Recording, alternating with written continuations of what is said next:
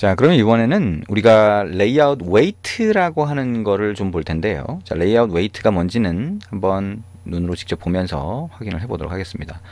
자, 여기에 이 XML 레이아웃 파일을 하나 또 만들어 볼게요. 왼쪽에 프로젝트 영역에서 자, APP 밑에 RES 밑에 레이아웃 선택을 하고 오른쪽 마우스 버튼 눌러서 New라고 하고 레이아웃 리소스 파일 눌러 볼게요. 그리고 자, weight .xml이라고 해서 이름을 입력을 해주고 OK 누르면 새로운 XML 레이아웃 파일이 만들어집니다. 자, 여기 탭을 더블 클릭해서 자, 화면을 전체적으로 보이게 하고요. 여기 잘 안 보이면 이렇게 내려주시면 됩니다. 자, 우리가 추가를 하니까 리니어 레이아웃이 딱 만들어지네요. 그죠? 최상위 레이아웃으로. 그러면 이 리니어 레이아웃이라고 하는 걸로 되어 있고요. 버티컬로 되어 있으니까 여기다가 버튼을 좀 추가를 해볼게요. 자, 이 방향을 버티컬 말고 허리젠털로 한번 해보죠. 자, 그리고 여기다가 버튼을 하나 추가를 해봅니다. 자, 이 버튼의 위드스가 랩 컨텐트로 되어 있는데 어떻게 돼요? 그러면 글자의 내용물에 맞게 딱 추가가 돼야 되잖아요. 근데 그렇게 안 보이죠? 왜 그러냐면 아래쪽에 가서 텍스트 탭을 눌러보면 원본이 보이는데요. 여기 보면 레이아웃 위드스가 랩 컨텐트, 레이아웃 하이트가 랩 컨텐트인데 레이아웃 웨이트가 추가가 되어 있어요. 레이아웃 웨이트가. 자, 요거를 삭제를 해볼게요.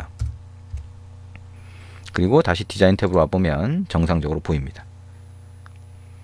자, 그러면 레이아웃 웨이트가 뭐지? 근데 이렇게 추가를 했더니 레이아웃 웨이트가 자동으로 추가가 됐네. 이렇게 생각이 들 수 있겠죠.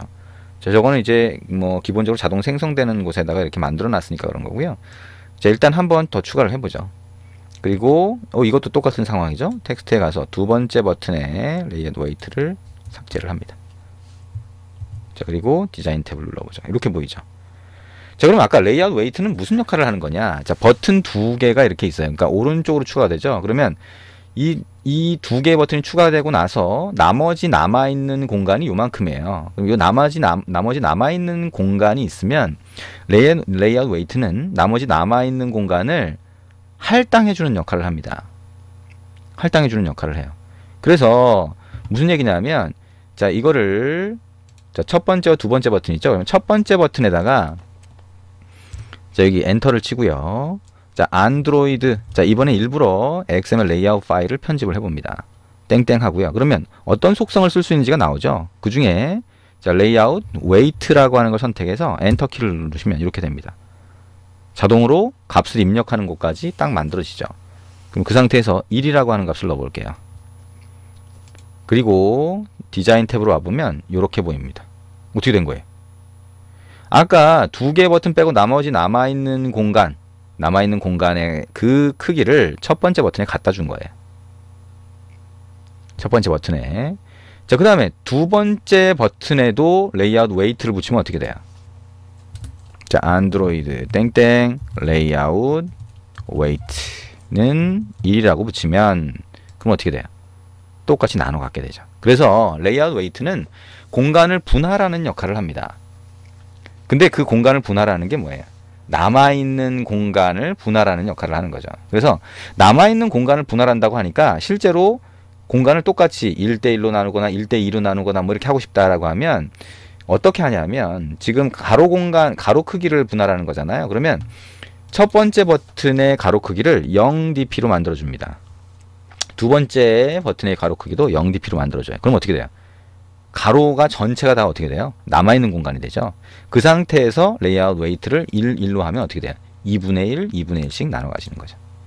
두 값을 합친 다음에 분모로 보내고 이 값을 분자로 보내면 2분의 1이 되겠죠. 자, 디자인 탭으로 가보면 이렇게 됩니다.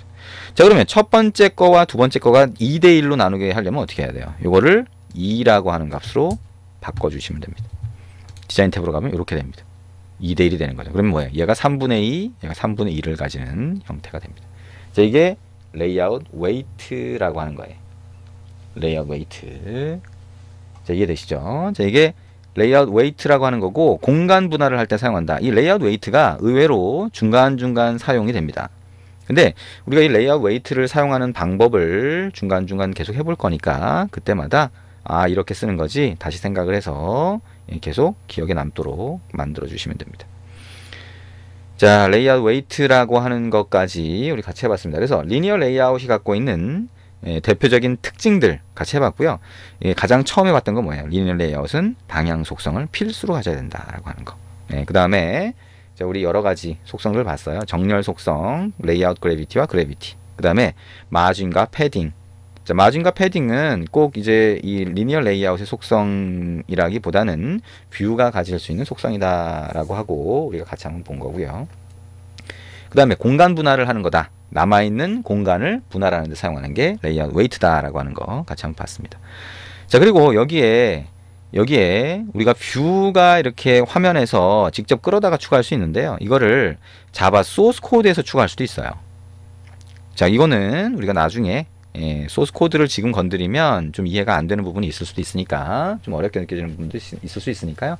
나중에 우리가 보도록 하겠습니다. 책에서는 소스 코드로 뷰를 추가하는 방법 참고용으로 간단하게 적어놨으니까요. 필요하면 그 내용이 어떤 건지 한번 보시면 되고요. 지금 안 보더라도 나중에 코드에서 추가하는 법 같이 볼 기회가 있을 거라고 생각이 됩니다. 이렇게 해서 리니어 레이아웃 부분 같이 한번 봤습니다. 네, 수고하셨습니다.